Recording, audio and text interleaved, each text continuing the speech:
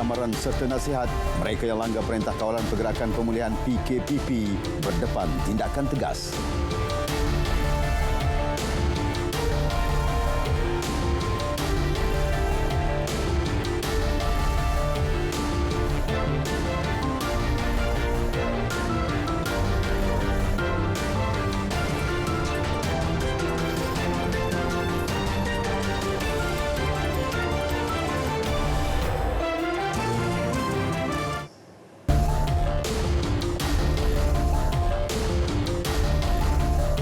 Assalamualaikum dan salam sejahtera. Saya Azizi Harun. Ini berita tengah malam. Kerajaan tidak bercadang menangguhkan sesi persekolahan meski terdapat peningkatan semula kes positif COVID-19 di peringkat global termasuk di dalam negara. Demikian tegas Menteri Kanan Keselamatan Datuk Seri Ismail Sabri Yaakob.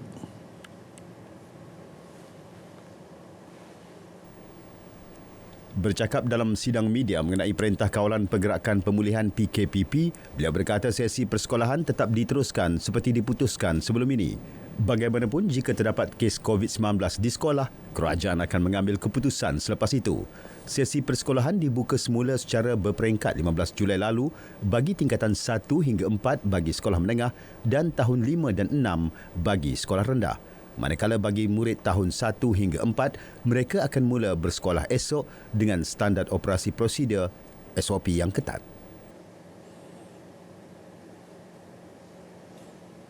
Tiada lagi kuarantin di rumah mulai Jumaat ini. Rakyat Malaysia atau warga asing yang pulang dari luar negara perlu menjalani prosedur kuarantin wajib selama 14 hari di stesen kuarantin yang ditetapkan kerajaan. Tegas Datuk Seri Ismail Sabri, keputusan itu dibuat kerajaan susulan sikap degil segelintir individu hingga mengundang risiko penularan tempatan COVID-19. Mereka yang terlibat perlu menanggung sepenuhnya kos kuarantin di stesen-stesen kuarantin, sama ada di institusi latihan awam atau hotel berdasarkan kos yang telah dipersetujui sebelum ini.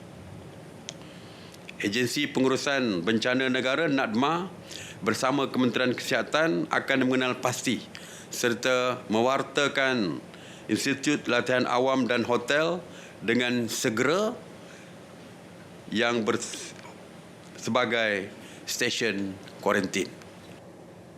Rakyat Malaysia yang ingin pulang ke tanah air tidak lagi diwajibkan menjalani ujian swab COVID-19 dalam tempoh 3 hari sebelum tarikh penerbangan kerana mereka akan terus dikuarantin. Bagaimanapun, rakyat asing perlu menjalani ujian swab COVID-19 di negara asal.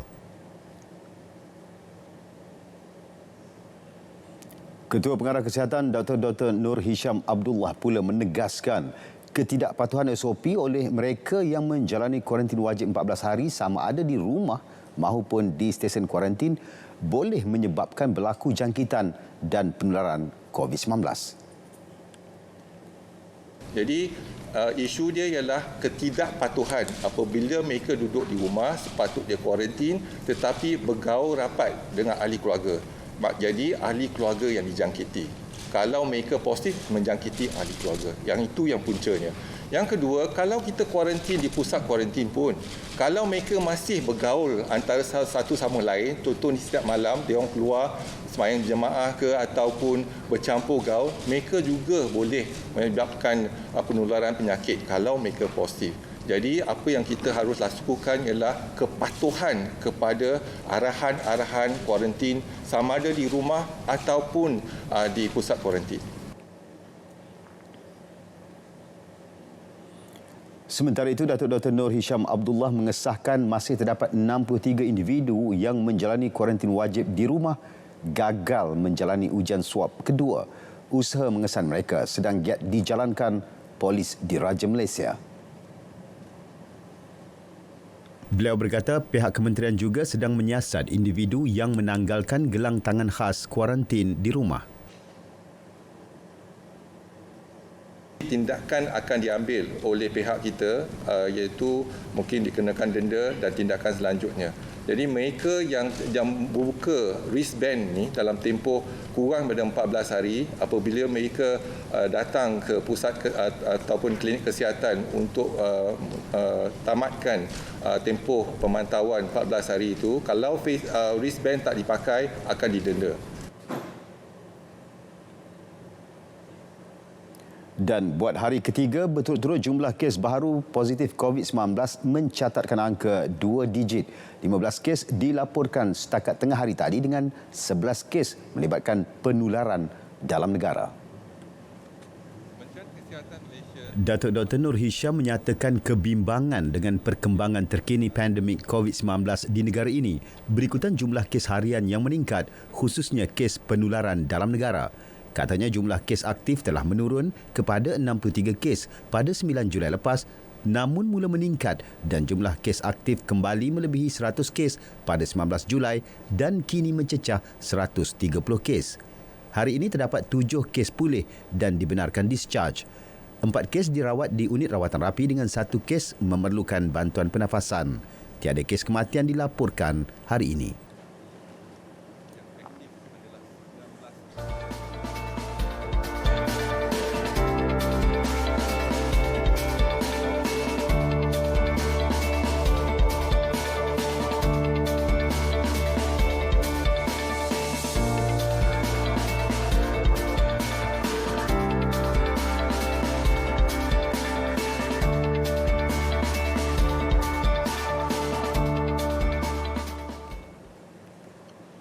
Dua kaedah dapat mencegah penularan COVID-19 iaitu pemakaian pelitup separuh muka dan penjarakan sosial yang dapat memutuskan rantaian sehingga 70%.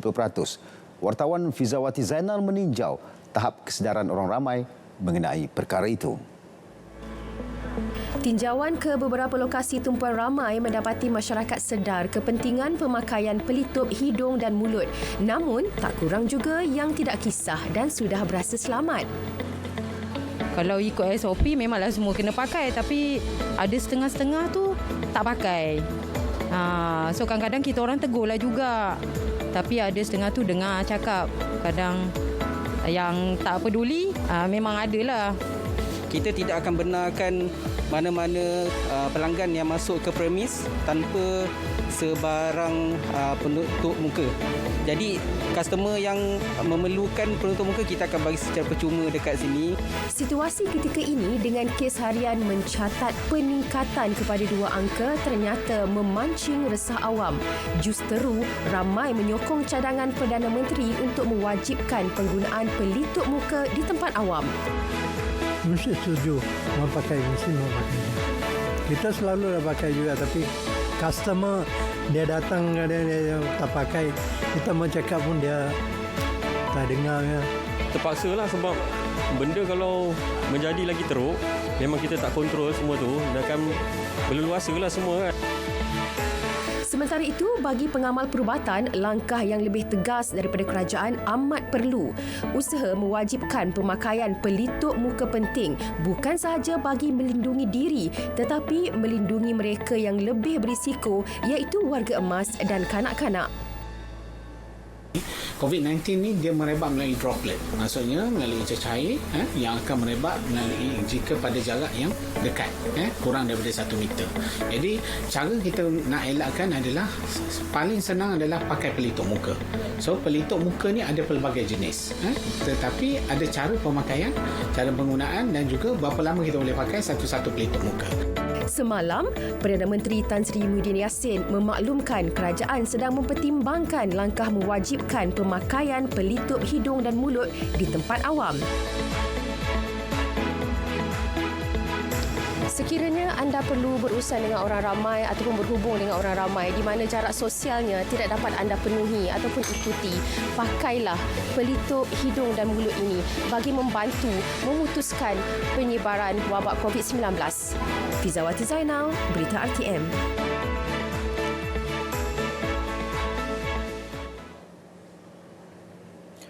Berikutan kesalahan ingkar SOP PKPP semakin meningkat dalam kalangan masyarakat, polis tidak lagi memberi amaran atau nasihat, sebaliknya akan mengambil tindakan tegas terhadap mereka yang terbabit. Semalam, 80 individu ditahan polis, 20 daripadanya direman, 4 dijamin dan 56 lagi di kompaun. Jelas Datuk Seri Ismail Sabri, 43 individu ditahan kerana melakukan aktiviti melibatkan kehadiran orang ramai hingga menyukarkan penjarakan sosial. Manakala 37 individu lagi terlibat dalam aktiviti kelab malam. Sehubungan dengan itu, kerajaan melalui Kementerian Perumahan dan Kerajaan Tempatan KPKT dan pihak berkuasa tempatan diarahkan untuk meningkatkan pemantauan dan penguatkuasaan ke atas kelab-kelab malam dan pusat hiburan yang beroperasi semasa tempoh PKPP ini.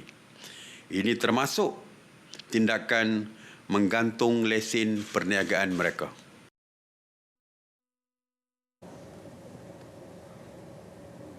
Banyak laporan polis dan pasukan petugas operasi pematuhan PKPP juga diterima terhadap premis makanan yang melakukan kesalahan melanggar PKPP, antara lain adalah amalan penjarakan sosial oleh pelanggan.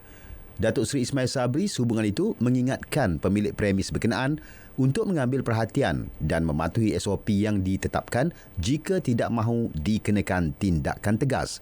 Kerajaan dan rakyat akan jadi mata dan telinga kepada perkara itu, termasuk penjarakan sosial di restoran. Ribuan terima kasih kepada kerajaan untuk memberi kelonggaran kepada restoran untuk beroperasi di tempoh PKPP ini. Saya menasihatkan untuk penguasa restoran supaya tidak menyalahgunakan kelonggaran tersebut. Jika ingin menempah makanan melalui Food Panda ataupun Grab, itu adalah yang lebih utama demi keselamatan semua. Jika ingin makan di kedai, utamakan jarak SOP 1 meter.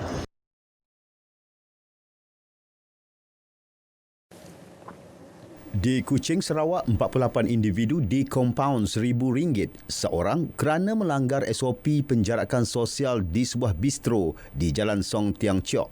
Turut dikompaun pemilik premis dan 4 pekerjanya. Ketua Polis Daerah Kuching ACP Awang Din Awang Gani berkata, pemantauan akan terus dilakukan bagi membendung penularan COVID-19 yang merekodkan angka 2 digit bagi kes baharu sejak akhir-akhir ini. Orang ramai dan pemilik premis perniagaan sekali lagi diingatkan agar mematuhi SOP PKPP. Anda dilarang berkumpul dengan kawan-kawan dalam kedudukan rapat atau bersentuhan. Tiada perhimpunan akan dijalankan buat sementara waktu. Segala aktiviti sukan juga ditangguhkan. Semasa menuju ke kelas, anda hendaklah berjalan dalam jarak 1 meter di antara satu sama lain. Perjalanan adalah dalam satu arah sahaja. Barisan arah yang berlawanan perlu mengikut jalan yang lain. Di tangga, para murid hendaklah bergerak dalam satu barisan. Pergerakan menaiki dan menuruni tangga mengikut laluan terarah. Di dalam kelas, murid akan dipecahkan kepada bilangan yang lebih kecil.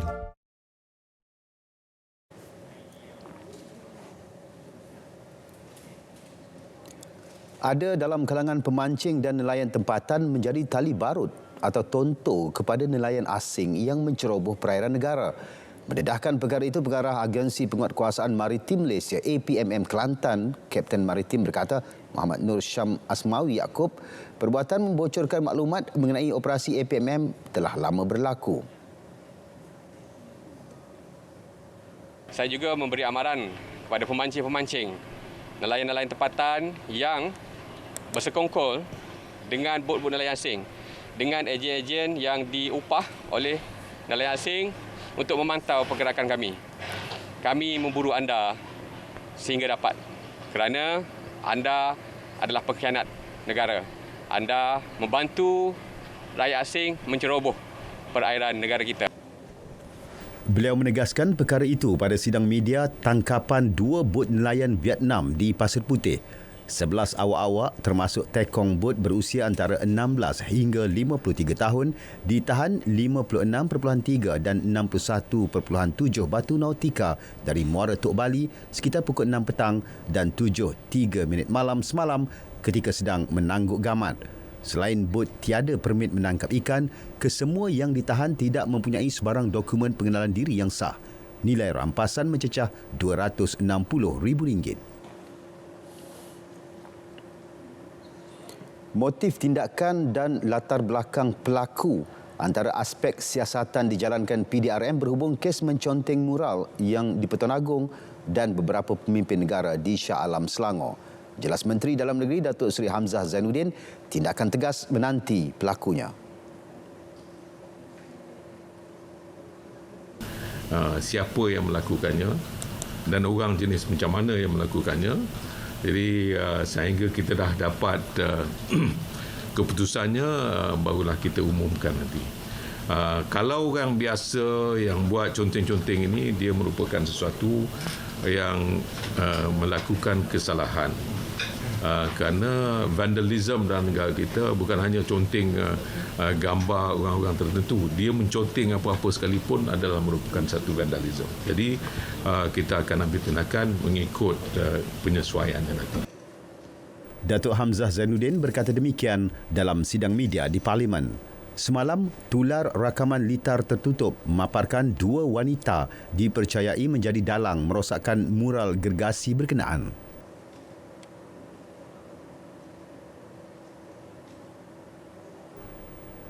Sementara itu, 30 pertubuhan badan bukan kerajaan NGO Selangor membuat laporan polis di Balai Polis Seksyen 6 Shah Alam berhubung perbuatan menconteng mural pemimpin negara. Kami berharap daripada pihak polis juga beberapa agensi yang terlibat untuk mencari kepada pelakuan yang ini supaya dapat dikenakan tindakan yang tegas. Bagi kami inilah satu buatan biadab dan khianat kepada Yang di-Pertuan Agong. Hari ini kesedaran ini patut kita bentras. Oleh itu tindakan tegas, dan saya juga mohon supaya pelaku dihukum bayar semula pampasan nilai seni oleh 3 orang anak muda ini. 15 laporan polis telah diterima di balai polis tersebut dan beberapa NGO di daerah Selangor turut dijangka membuat laporan sama. Antara NGO terlibat ialah Anak Gabungan Serantau, Martabat Jalinan Muhibah Malaysia dan Pertubuhan 99 Kebajikan Insan Selangor. Ini pula di Pulau Pinang, seorang aktivis yang ditahan semalam kerana memuat naik status berbaur hasutan di Facebook dilepaskan dengan jaminan polis petang tadi. Dia ditahan di kediamannya di Georgetown kerana dipercayai membuat kenyataan yang mendatang khianat awam, termasuk mempertikaikan tindakan polis semasa Perintah Kawalan Pergerakan PKP. Terdahulu, Mahkamah Magistrate Pulau Pinang membenarkan perintah reman ke atas lelaki terbabit. Bagaimanapun, dia dilepaskan dengan jaminan polis.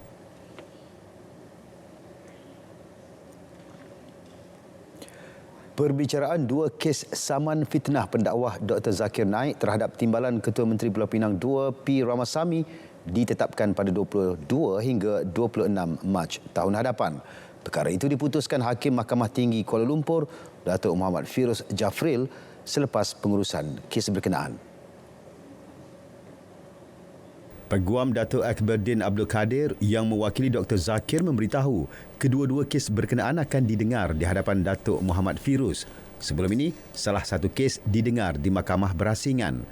Pada Oktober 2019, Dr. Zakir mengemukakan saman pertama terhadap P. Ramasamy berkaitan kenyataan Ramasamy antara tahun 2016 hingga 2019 dalam beberapa laporan media. Saman kedua dikemukakan pada Disember 2019 selepas Ramasamy mengeluarkan kenyataan bahawa Dr. Zakir mereka-reka berita palsu mengenai kebangkitan Kumpulan Pengganas Pembebasan Harimau Tamil Ilem LTTE. 5 saksi plaintif termasuk Dr. Zakir dijangka dipanggil memberi keterangan. Kedua-dua plaintif dan responden juga diminta mengemukakan keterangan saksi masing-masing sebelum 1 Mac tahun depan.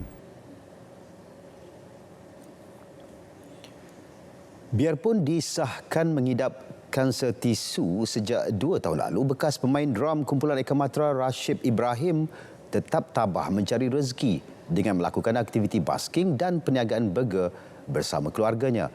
Sokongan kawan-kawan seperjuangan ketika persembahan basking Acit turut membuat beliau kuat menghadapi cabaran hidup.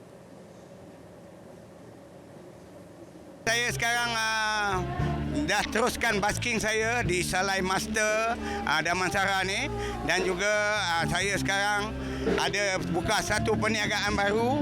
Di samping saya berbasking di sini, saya juga berniaga. Inilah stall burger saya, di mana kita panggil dia Matra Burger.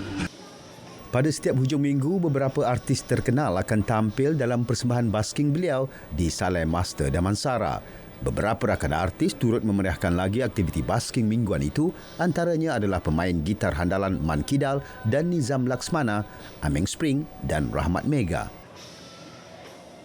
Malam ni pun Ameng Spring pun ada. Jadi kami ini memang bersatu. Kami ini memang support each other. Kita tak kisah siapa pun, kalau kita tahu dia ada event ke apa dan yang di area sini, kita akan datang.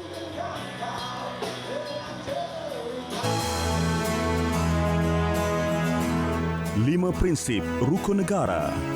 Pertama, kepercayaan kepada Tuhan.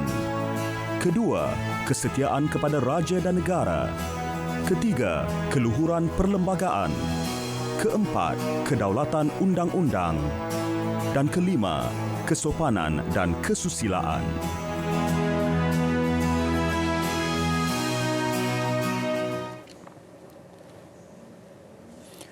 Pusat Pungutan Zakat Majlis Agama Islam Wilayah Persekutuan PPZ Mawib telah menerima sejumlah RM58,171,000 zakat perniagaan dalam tempoh Januari hingga Jun tahun ini. Kutipan ini meningkat sebanyak 8% berbanding tempoh sama tahun lalu, iaitu RM53,171,000.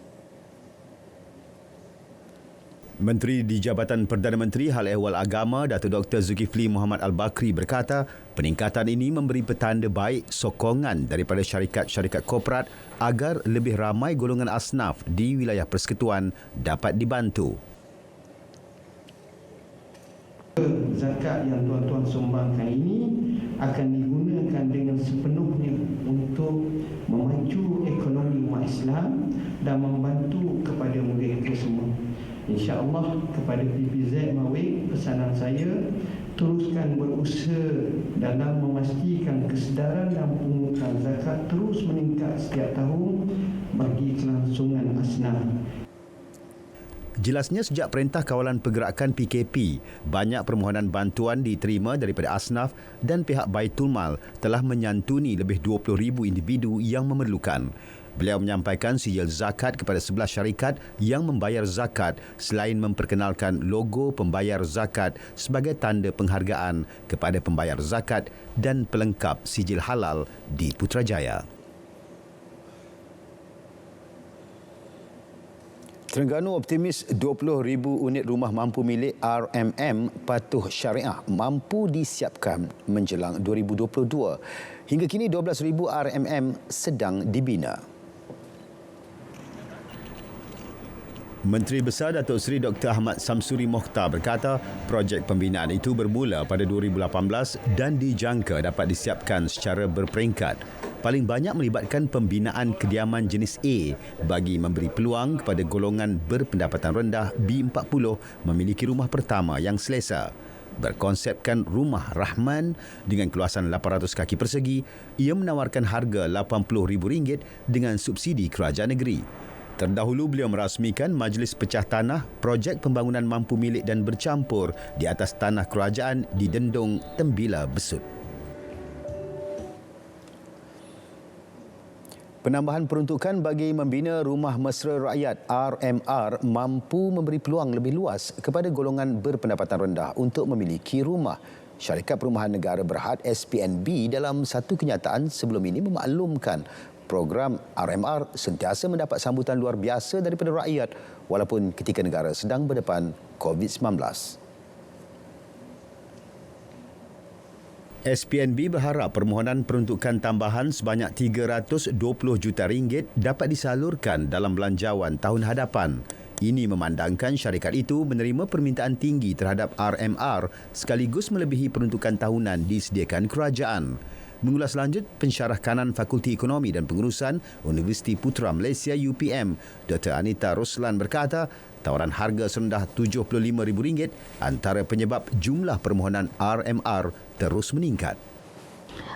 Perkara ini secara tidak langsung dapat membantu dan mengurangkan beban rakyat, yang mana kita sedia maklum kebanyakan rakyat sekarang ini, terutamanya golongan B40 dan juga golongan belia tidak mampu untuk memiliki rumah. Yang mana kita sedia maklum iaitu market price, itu harga pasaran bagi sebuah rumah sekarang ini terlalu mahal dan golongan-golongan ini tidak mampu untuk memiliki rumah tersebut.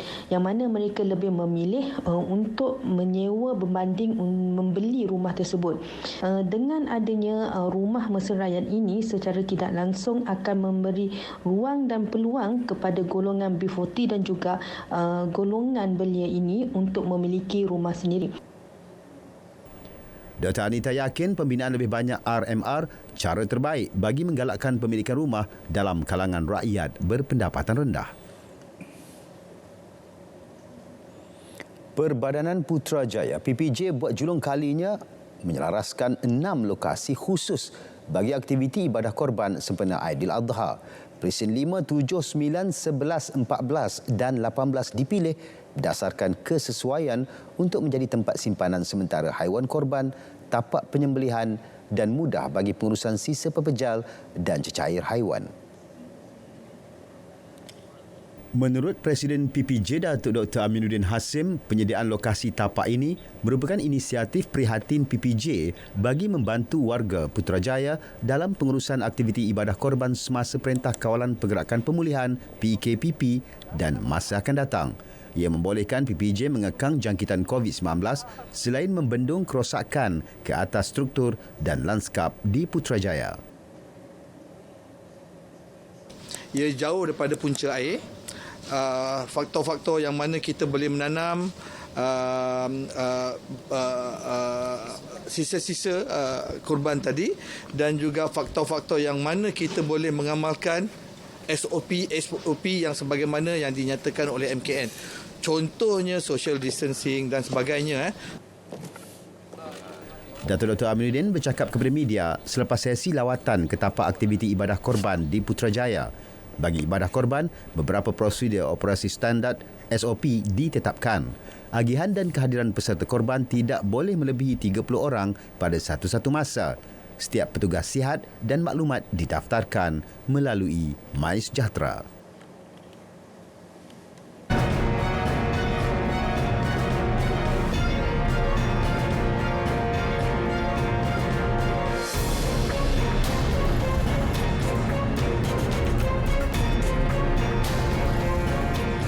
Saksikan Berita Parlimen setiap Isnin hingga Khamis 10.30 malam di saluran berita RTM dan TV1.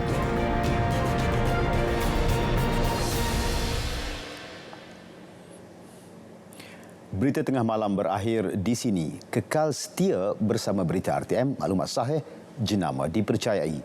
Terus patuhi SOP mencegah COVID-19. Saya Azizi Harun.